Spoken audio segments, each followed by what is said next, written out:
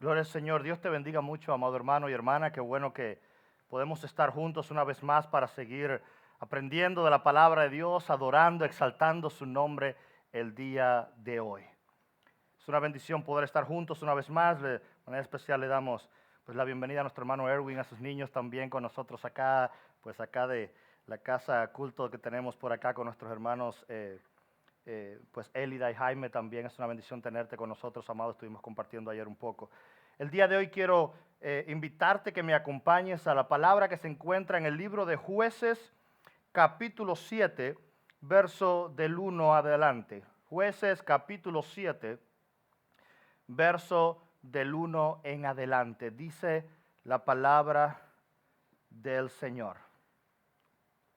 Entonces se levantó temprano Jerobbaal, es decir, Gedeón, y todo el pueblo que estaba con él, y acamparon junto a la fuente de Jarot, y el campamento de Madián estaba al norte de ellos, cerca de la colina de Moré en el valle. Y el Señor le dijo a Gedeón: el pueblo que está contigo es demasiado numeroso para que entregue a Madián en sus manos. No sea que Israel se vuelva orgulloso diciendo: mi propia fortaleza me ha librado. Ahora pues, proclama a oídos del pueblo diciendo: cualquiera que tenga miedo y tiemble, que regrese y parta del monte Galat. Y 22,000 personas regresaron, pero quedaron 10,000. Y el Señor dijo a Gedeón: todavía el pueblo es demasiado numeroso. Hazlo bajar al agua y allí los probaré. Y será que de quien yo te diga, este irá contigo. Este irá contigo, pero todos aquel de quien yo te diga, este no irá contigo, ese no irá. E hizo bajar el pueblo al agua. Y el Señor le dijo a Gedeón: pondrás a un lado a todo aquel que lamiere el agua con su lengua, como lame el perro, y a todo el que se arrodille para beber. Y fue el número de los que lamieron poniendo la mano en su boca 300 hombres, pero todo el resto del pueblo se arrodilló para beber. Verso 7, entonces el Señor le dijo a Gedeón: os salvaré con los 300 hombres que lamieron y entregaré a los madianitas en tus manos. Que todos los demás del pueblo se vayan, cada uno a su casa.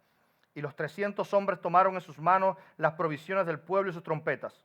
Y Gedeón envió a todos los demás hombres de Israel, cada uno a su tienda, pero retuvo a los 300 hombres, y el campamento de Madián les quedaba abajo en el valle. Y aconteció que aquella misma noche el Señor le dijo: levántate, desciende contra el campamento, porque los he entregado en tus manos. Pero si tienes temor de descender, baja al campamento con tu criado Fura, y oirás lo que dicen. Entonces tus manos serán fortalecidas para descender contra el campamento. Y descendió con su criado Fura hasta los puestos avanzados del ejército que estaba en el campamento. Padre, gracias hoy por tu palabra. Ella es viva y eficaz. Háblanos, porque necesitamos de ti. En el nombre poderoso de Jesús. Amén y amén. No sé tú, pero muchas veces yo he escuchado frases muy comunes. Frases como: no tengo tiempo, no tengo talento, no tengo fuerzas, o no tengo ganas, o no tengo dinero. Con demasiada frecuencia usamos estas frases cuando no quisiéramos enfrentarnos a algunas cosas. Y al punto que estas frases a veces se convierten en nuestro lema de vida: no tengo, no puedo, es imposible.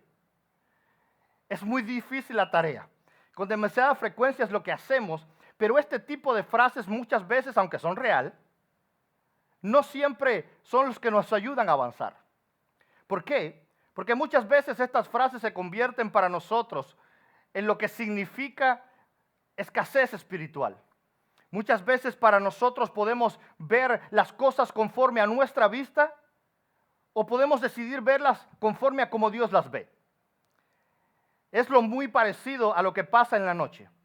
En la noche, cuando vamos manejando en la carretera, y hay, sobre todo en la madrugada, cuando trabajamos muy temprano en la mañana, y comienza esa etapa del año donde hay una niebla muy densa en la mañana, se hace muy difícil manejar. Se hace muy difícil avanzar. ¿Sabes por qué? Porque la visibilidad es muy poca. No tenemos suficiente visibilidad, y si vivimos en una zona como la nuestra, pues que es abundante también en venados y muchos otros peligros en la carretera, pues es mucho más difícil. Cuando no tenemos una buena visión, es difícil avanzar bien. Pero en la noche hay algo que nos ayuda bien, la luz. Así que carros con buena luz pueden hacerlo un poco mejor. Pero esto me llama la atención, ¿sabes qué? Me llama la atención de ese invento maravilloso, la bombilla eléctrica. Tengo una acá, aunque no es la misma de aquella época. ¿Sabes? Algo tan pequeño como esto. Algo tan pequeño como esto es capaz de dar luz en medio de la oscuridad. Es capaz de iluminar un lugar y darnos una diferente perspectiva a la que hemos estado acostumbrados a ver. Quizás este fue el invento más grande de toda la historia después del invento de la rueda. Y sabes, su inventor fueron, aunque muchos se lo atribuyen al inventor Thomas Edison, no fue él el primero en hacerlo. Los primeros fueron algunos científicos ingleses. Lo que hizo diferente Thomas Edison es que fue el hombre que fue capaz de tomar una bombilla y hacerla con muchas pruebas que durara mucho más que las demás. Así que no solo pocas horas, sino que la bombilla creada por Thomas Edison fue la primera bombilla que pudo tener al menos 40 horas de luz de vida. Por lo tanto, fue la primera bombilla en la historia que pudo ser comercializada para que nos llegara hoy a nosotros. Fue perfeccionada durante los años. Pero hay algo importante con Thomas Edison. No solo al morir dejó más de 1000 inventos que revolucionaron la historia, sino que más importante casi que la bombilla eléctrica que había inventado, es que fue el primer hombre en transformar la electricidad hasta tal punto de crear la primer red de distribución eléctrica. Entonces, ¿para qué te hago un poco de historia? Porque para que tú y yo hoy estemos así de alumbrados, para que nosotros podamos tener acceso a la luz, tuvo que pasar que de una sola bombilla, ¿sabes?, tiene un radio de acción limitado. Igual que en aquella época, antes de existir, se alumbraban con velas, con antorchas, pero su radio de acción era limitado.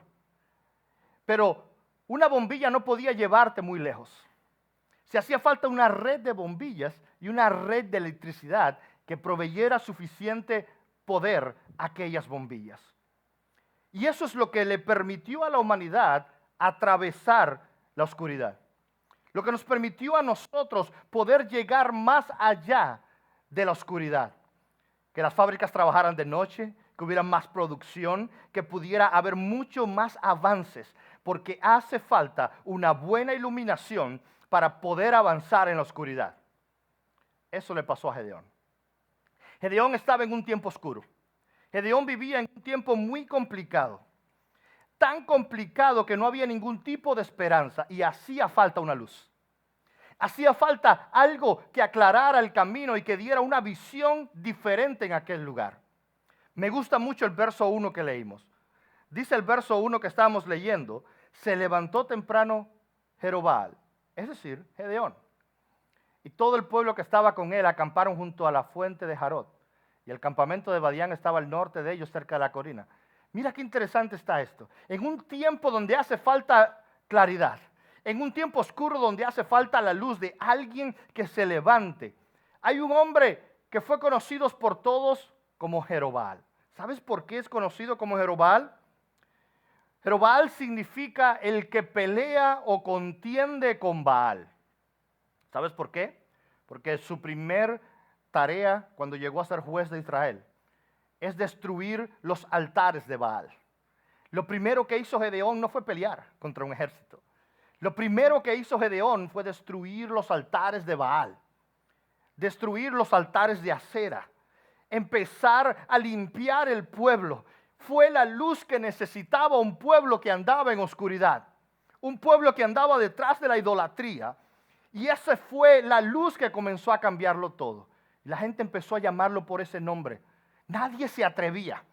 Dijeron, este hombre es diferente. Le vamos a llamar Jerobbaal, el que pelea con Baal. Aunque su nombre era Gedeón. Pero hay algo interesante también con el nombre Gedeón. Porque el nombre Gedeón significa el que corta de raíz. Entonces mira esto conmigo, por favor.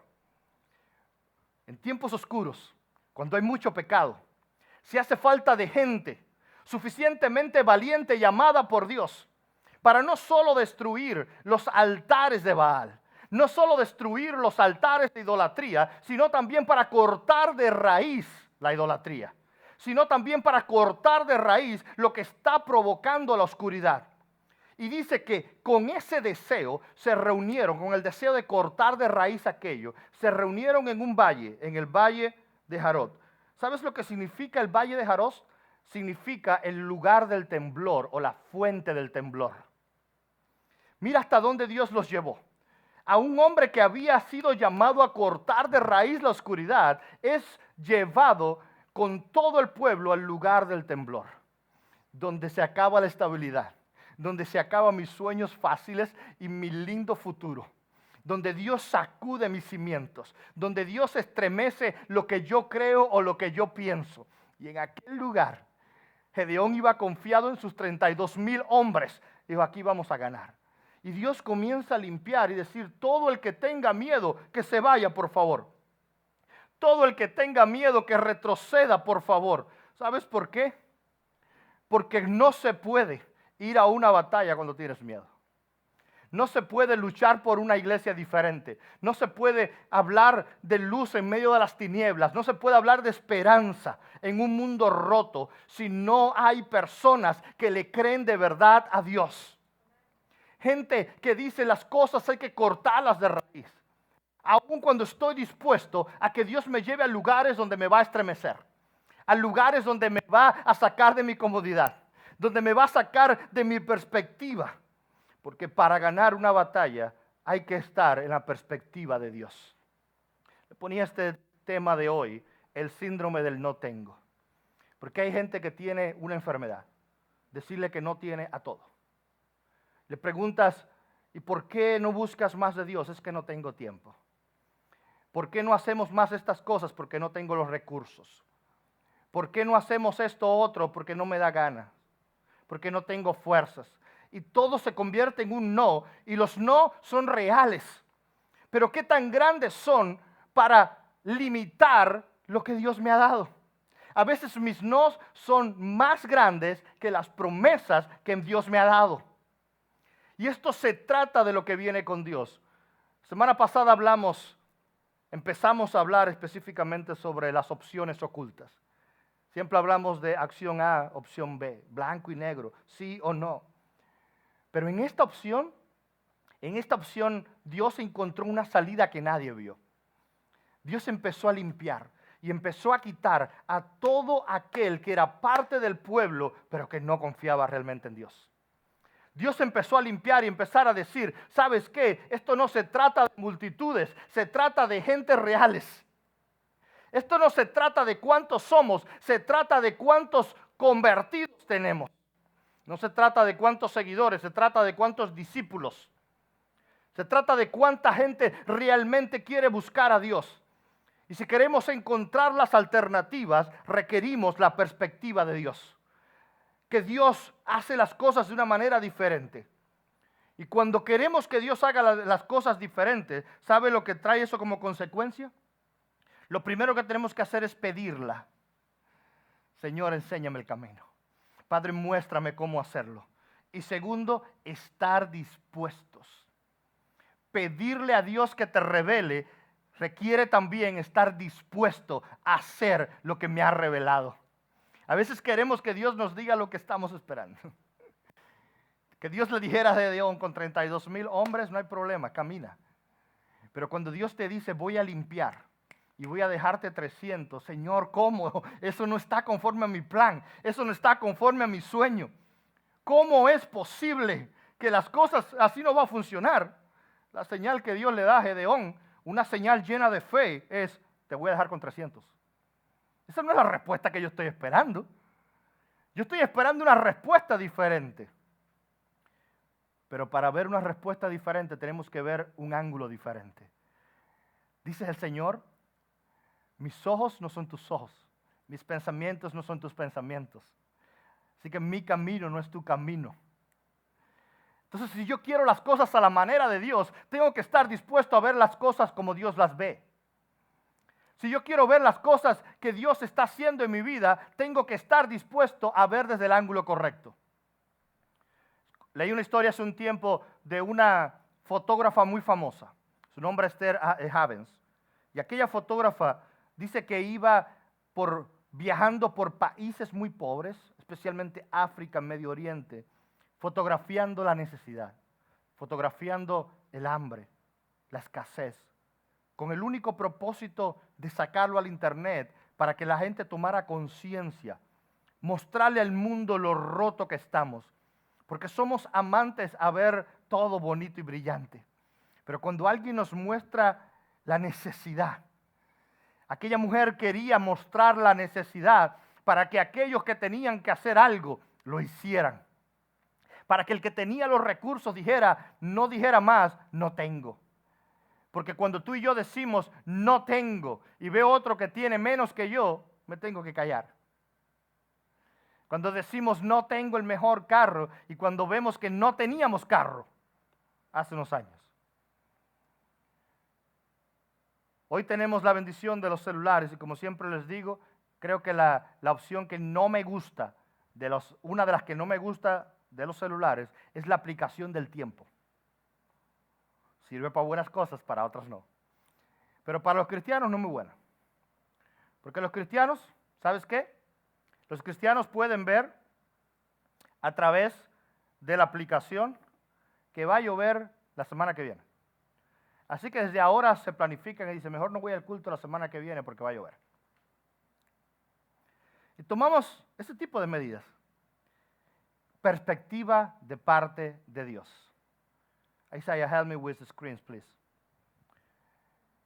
¿Sabes por qué es interesante esta historia? Porque aquella fotógrafa se sentía mal. Se sentía mal de estar mostrando tanta necesidad, de estar mostrando tanta gente con problemas, tanta gente difícil, tanta gente que las cosas no le iban bien. ¿Y sabes lo que hizo? Que un día decía, pero ¿cómo lo voy a hacer? ¿Cómo voy a seguir mostrando un niño hambriento? ¿Cómo voy a seguir mostrando? Y se sentía mal. Pero mientras estaba fotografiando a una mujer que trataba de trabajar por sus hijos, dice que Dios le cambió la perspectiva. Dios le cambió la perspectiva y dice que de pronto tomó su cámara fotográfica y se arrodilló. Y llegó más abajo y casi pegada al suelo le tiró una foto a la mujer en un ángulo donde el sol le daba de frente, donde el sol la hacía resplandecer y en la foto salía como que de su rostro estaba iluminado. Y en aquel día ella dijo algo, dijo, el ángulo donde vemos las cosas cambia todo. Es la misma mujer, es la misma necesidad. Lo diferente es desde qué punto lo estamos mirando. Así que desde aquel día empezó a tomar fotos de gente desde otros ángulos. Tenemos los mismos problemas, seguimos enfrentando las mismas cosas, pero ¿cuál es el ángulo que lo estamos mirando? ¿A través de mí no puedo? ¿De que me es imposible? ¿O de que nada es imposible para Dios? ¿O de que nada es imposible para aquel que nos ha llamado a cada uno de nosotros? Nos sentimos abrumados delante de tantos problemas. Tenemos limitantes que son reales. Pero quiero decirte que nuestras limitaciones son usadas por Dios. Porque a partir del verso 21, hoy no tuvimos tiempo de leerlo todo, pero cuando vas a partir del verso 21 te vas a encontrar cosas increíbles. Mira el verso 16. Dice que Gedeón dividió los 300 hombres en 3 compañías y puso trompetas y cántaros vacíos en las manos de todos ellos con antorcha dentro de los cántaros. Y les dijo, miradme y haced lo mismo que yo. Y aquí que cuando yo llegue a las afueras del campamento, como yo haga, así haréis vosotros. Y cuando yo y todos los que estén conmigo toquemos las trompetas, entonces también vosotros tocaréis las trompetas alrededor de todo el campamento y decir, por el Señor y por Gedeón. Mira lo que hizo Gedeón. Gedeón dijo, mis limitaciones no me pueden impedir una victoria que Dios me ha prometido. Mis no puedo, mis no tengo, mis no recursos no pueden ser un impedimento para lo que Dios me ha prometido.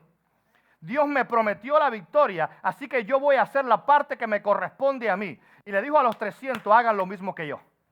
Es bueno decirle a otro, camina para la batalla, pero Gedeón dijo, no, hagan lo mismo que yo. Camino yo primero con ustedes. Tomen antorchas y tomen las armas. Vamos a rodearlos. Y solo un grupo pequeño vamos a llegar hasta el campamento. Y cuando yo grite, ustedes gritan y suenan todas las trompetas y encienden todas las antorchas. ¿Sabes lo que pasó con el enemigo? Se confundieron y creyeron que millones le estaban atacando. Y eran solo 300. Había tanto ruido. Yo no me puedo imaginar 300 gritando, que hubiera tanto ruido para convencer a aquellos que eran más. ¿Sabes? Si llegamos a ser nosotros los 300 decimos, este está loco. Y cuando me dice gritar, yo, ¡hey! ¿Cuántos dicen gloria a Dios? Gloria a Dios. Porque no estamos seguros de lo que estamos diciendo. No estamos convencidos de lo que estamos hablando. Pero estos 300 le creyeron al loco de su líder. Y griten cuando yo grite. Les dijo, griten por Dios. Y gritaron tanto que confundieron a sus enemigos. Sus enemigos corrieron como locos diciendo, nos sorprendieron millones. Entonces, ¿cómo Dios me va a dar la victoria cuando yo me atrevo a caminar por arriba de mis limitaciones? No cuando me siento tranquilo en mi casa y espero que el cielo se abra y Dios mande un ángel. Porque hay veces que lo va a hacer, pero no siempre. Dios te dijo, avanza, no te dijo cómo. Avanza. Da el primer paso, es lo que tenemos que hacer. Y claro que 32,000 es más fácil. Pero ¿sabes qué? Para hacerlo se necesita la milla extra. Se trata de usar nuestras limitantes para su bendición. Hay una película muy famosa que me gusta mucho, Señor de los Anillos, así que esta ustedes se la saben. Y sabes, hay algo interesante en el Señor de los Anillos. Había un anillo, el anillo único, que tenía todo el poder y todos lo querían, pero nadie podía tener aquel anillo, porque cuando portaban el anillo los seducía y los hacía cometer la maldad. Entonces la maldad que había dentro de ellos la sacaba y los convertía en villanos. Así que solo hubo uno de todos aquellos, entre los grandes elfos y entre los grandes hombres y los grandes ejércitos, había simplemente estos hobbits pequeñitos, insignificantes que nadie quería. Pero ¿sabes cuál es el problema con esa raza? Ellos no buscaban grandeza. Ellos no buscaban reinar. Ellos no buscaban ser los que más aplaudía a la gente, ni los más poderosos. Así que aquel pequeño hobbit, pudo tomar aquel anillo y no ser dañado por el anillo, porque dentro de él tenía sus prioridades bien avanzadas. Nuestras limitantes nos pueden llevar a que Dios se manifieste a cosas que nadie más puede hacer. Y nos lleva a lugares que nadie más puede llegar.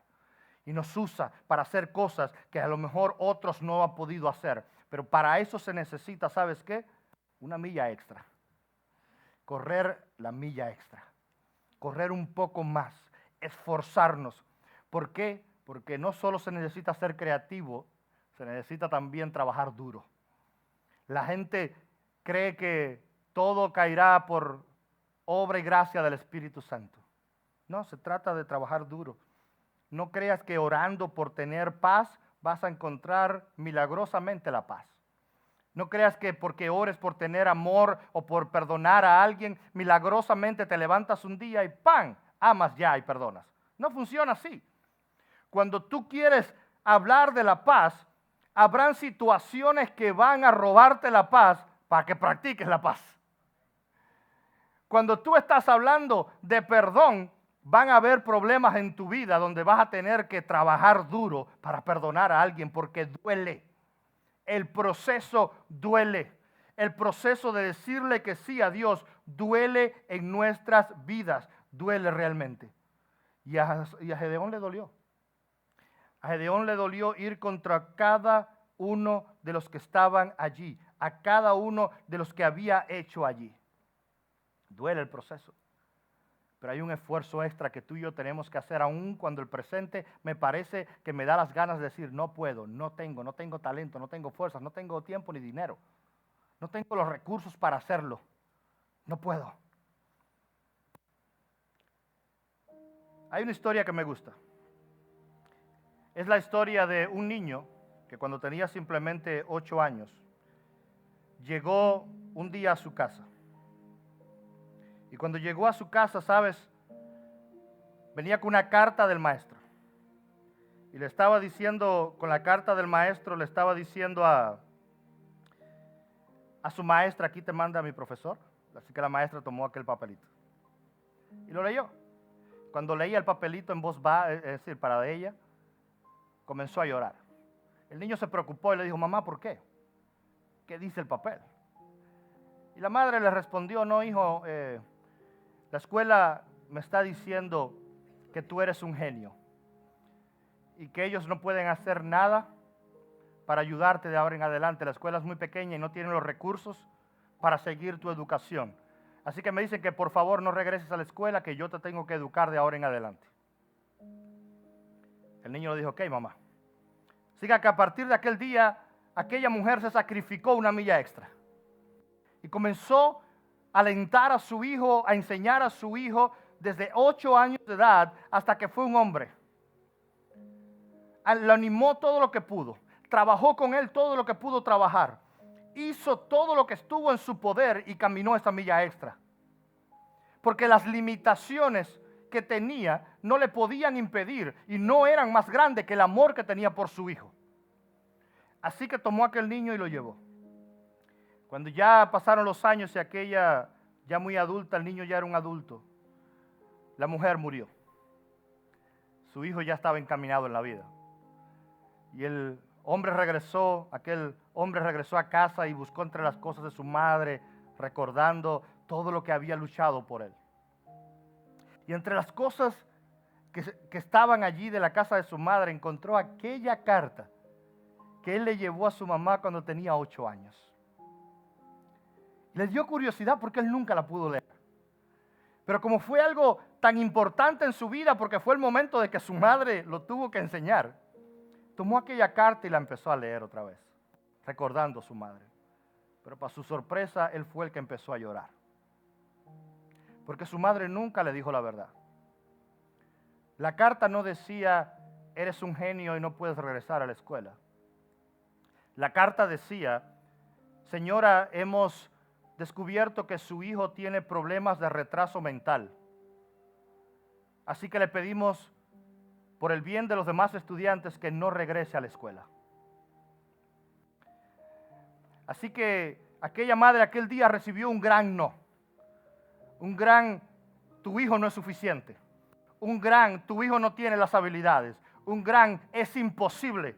Pero su madre estuvo decidida a caminar una milla extra y tomar simplemente aquel no de la vida y convertirlo en una oportunidad de invertir en su hijo y caminar una milla extra.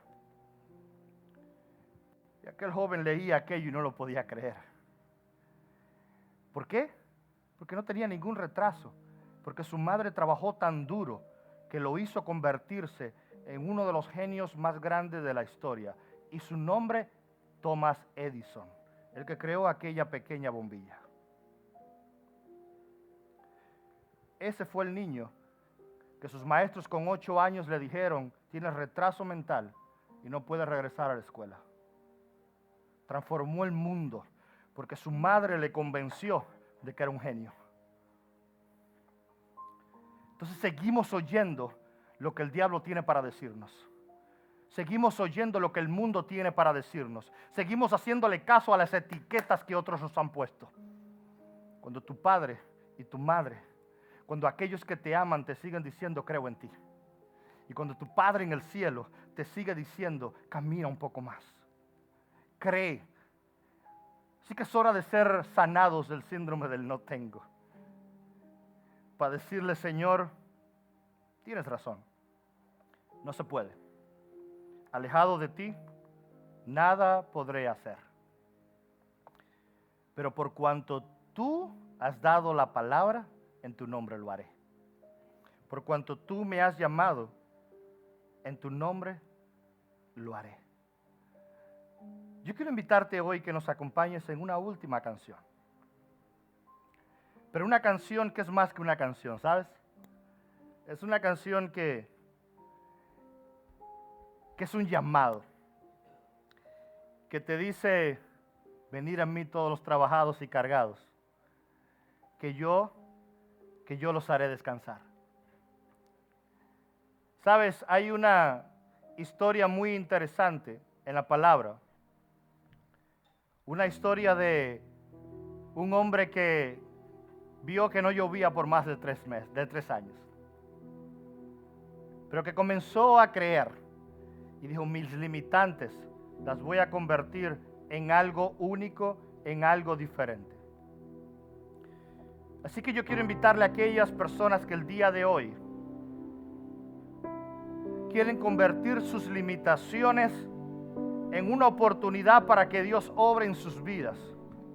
Aquellos que quieren decir, convertir el no tengo en tu nombre, si puedo. Que te pongas de pie con nosotros y declaremos a través de esta canción que Dios te está llamando, que Dios te está diciendo, venir a mí. Tú que estás cansado, tú que estás agobiado, ven a mí y yo te haré descansar.